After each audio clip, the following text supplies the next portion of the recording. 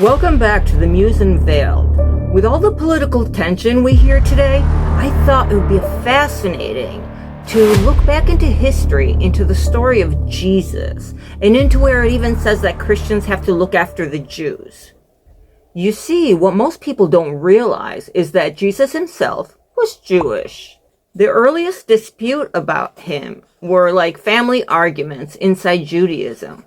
Some leaders thought that he was dangerous, even accused him of sorcery, witchcraft. They demonized him. They literally said he was leading the Jews away, that he was leading Israel astray. Others believed he was the Messiah. So how did we get to this place where Christians and Catholics have to protect Jews if the Jews themselves think that Jesus isn't the Messiah?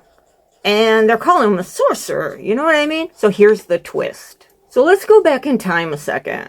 Picture this. Long ago in the land of Judea, there was a Jewish teacher named Jesus. Now, Jesus wasn't any teacher. He was a figure who some people saw as a healer and maybe even a miracle worker. And here's another twist. Some of the Jewish leaders at the time thought Jesus was more of a sorcerer, someone leading people away from their traditional faith. They worried he was a danger to the religious order they knew. Now, fast forward to the time of Jesus' crucifixion around 30 CE. Back then, the followers of Jesus were actually a Jewish sect themselves. It was like a family conflict within Judaism. Some Jews believed Jesus was the Messiah. Others strongly disagreed, calling him the devil. Eventually, Jesus was handed over to the Romans and crucified. But it was under the temple order. Then, over the next couple of centuries, Christianity started branching out. It welcomed more non-Jewish believers and eventually became a separate religion entirely. By a few hundred years later, let's say by the 4th century, Christianity wasn't a branch of Judaism. It was its own thing, recognized across the Roman Empire.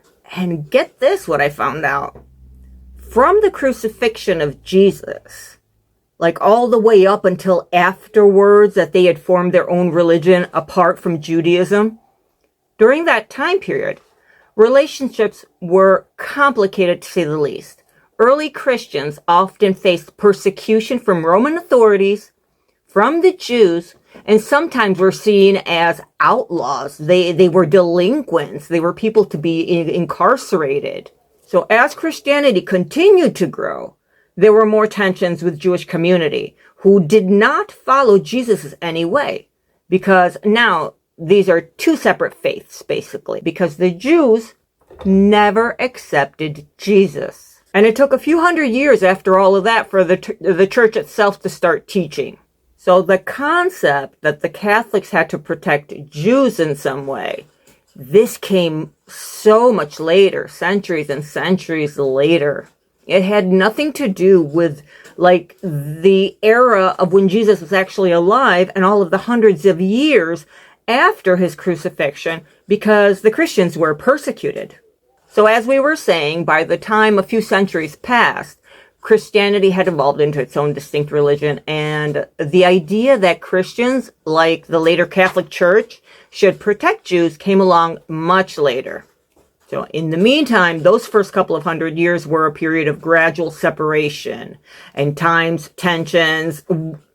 It was not nice. The early Christians were seen as bad people, a fringe group by both Roman authorities and by Jewish communities who didn't follow Jesus. They literally demonized them. And with any excuse, they would off them. So basically, from my understanding, is this internal debate within Judaism is all about who Jesus was. And over centuries, Christianity branched out and became its own faith. But when did it say that Christians and Catholics needed to protect the Jews? It's not even around this time. It goes into modern day. So let me tell you about the New Testament, and then we'll go to the Old Testament. In the New Testament, Jesus was a Jewish teacher. I always thought that he was a carpenter. Now he's a teacher. He drew huge crowds. He healed people and performed signs, which some called miracles. others called sorcery and magic. His growing influence worried the religious leaders, who feared he was leading people away from the law. The accusations were that, and the Gospels say, that Pharisees and priests accused him of blasphemy, claiming authority equal to God. In Matthew 12:24, his miracles are even attributed to the power of Beelzebub. Basically, again, this is accusing him of sorcery. The Sanhedrin trial, after Judas betrayed him, Jesus is taken before the Sanhedrin, the Jewish high court. They said he deserves death for blasphemy, but under Roman occupation, they could not legally execute anymore. So now we get to Pontius Pilate. The priests bring Jesus to the Roman governor, Pilate. He questions him, finds no fault, but the Gospels say a crowd stirred up by the priests demand crucifixion. It wasn't the Romans, it was the Jews. Pilate symbolically washes his hands and authorizes the sentence. He was just annoyed by the entire thing. And he didn't really care about Jesus doing this. It was the Jews that feared him breaking their, temple and their narratives. The Roman soldiers were ordered to crucify Jesus outside Jerusalem. The crucifixion was a Roman method of execution for rebels and criminals. It was the Jewish priest's order that labeled Jesus a criminal.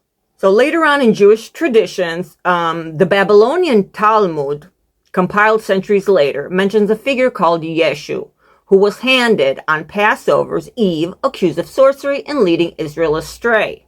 These writings reflect the memory that Jesus was controversial, seen by some rabbis as a false teacher and magician. So let me do a little quick recap here so all of us don't get confused. Jesus was arrested in Jerusalem during Passover. Some Jewish leaders accused him of blasphemy and pressed charges.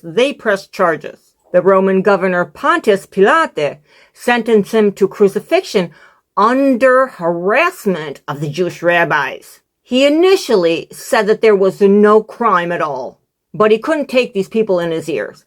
So he was like, I don't even care. And he told the Romans to carry out the execution. So ancient sources, the Christian Gospels, Talmud, record accusations that Jesus practiced sorcery and misled the people. Let's take a look at the Hebrew Bible, the Tanakh. The Old Testament itself never mentions Jesus. For Jews, the Torah, prophets, and writings end centuries before Jesus lived. So there is no Old Testament story about Jesus being accused of sorcery or being killed. That comes only from later Christian writings. In the meantime, in later Jewish writings, centuries after Jesus, a few Jewish texts make references to him. It's usually in a polemical way because Christianity had already become a separate religion and often hostile towards Jews. The Talmud, that's a Babylonian, and it was written from 200 to 500 CE, mentions a man called Yeshu. And he's widely thought to be Jesus, although some scholars debate this totally. But this Yeshu did practice sorcery and led Israel astray, so we're thinking it's the same Jesus. And it also said that he was hanged on Eve of Passover. Hanged, in rabbinic language, often means crucified. And the account suggests he was executed for misleading the people. But it doesn't focus on Romans or Pilate. The Toledo Yeshu, a medieval Jewish satire folk text, not considered scripture, this portrays Jesus in a very negative light, as illegitimate and a deceiver. And this was more of a counter-narrative Jews told in response to Christian polemics than an official teaching. So how does Judaism understand it? Jesus is not part of Jewish scripture. His story is not in the Tanakh. Later rabbinic tradition remembers him only briefly, usually negatively, and sometimes and as someone who misled people. Judaism doesn't teach that the Jews killed Jesus. Instead, it emphasizes that Jesus was simply not the Messiah and that the covenant between God and Israel comes through the Torah. So the whole Christian story of the trial and crucifixion is outside of Judaism. It's part of the New Testament, which is not Jewish scripture, so they don't believe in it. So if we're asking what is the Jewish perspective on Jesus, in the Old Testament version of the crucifixion story, that's the only place we can look, because it doesn't exist in Jewish scripture. What does exist is those few scattered Talmudic passages much later where Jesus is described as a false teacher accused of sorcery and executed around Passover. So with all this turmoil and argument and the Christians separating from Judaism, becoming their own religion, where does it say that Catholics and Christians have to protect Jews? So I had to look at the timeline of events. The timeline of Jesus is 1st century CE. Jesus was crucified around 30 to 33 CE. At that time, the Roman Empire ruled Judea. The events described in the New Testament, Jesus' trial and crucifixion, happened in the early 1st century. Then in early Christian writings, 1st to 4th century, 400 years' time, the New Testament itself was written between roughly 50 and 100 CE. These texts were written about the events of Jesus' crucifixion happening around 30 CE. And then the idea of Christians being explicitly told to protect Jews coming in much later church teachings. That's around the 4th century CE or even later. I mean, technically, it could also just be made up. So let's continue to look. And guess where I found it? Guess where I found the idea that Christians, including Catholics, should protect Jews? It really took shape much later in history. One of the key moments was in the 20th century after World War II, when the Catholic Church formally addressed the relationship between Christian and Jews in a document called Nostra Aetate in 1965. And this was a declaration from the Second Vatican Council that basically said Catholics should respect and not persecute Jews. And it rejected the idea of collective Jewish guilt for Jesus' death. They got off the hook easy. So in other words, the idea emerged many centuries after the event of the crucifixion and after early Christianity branched off from Judaism, and it was only part of the church's effort to improve Jewish-Christian relationship in the modern era.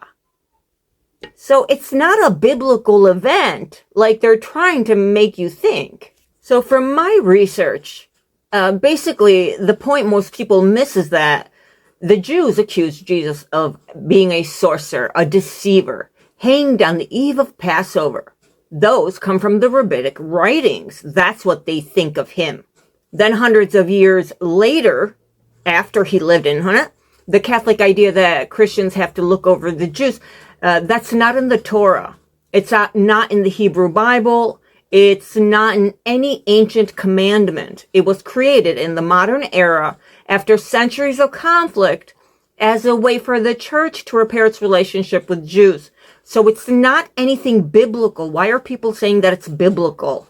Because if you look at the story and go research it for yourself, you're going to find exactly what I told you today. So when people throw around the phrases today, as if they've always been here since biblical times, we need to remember that the truth, this is an ancient teaching. It's modern history, written long after the fact, and knowing the difference, that's real power. Thank you for watching, and if you have any questions, please drop a comment, and see you next time.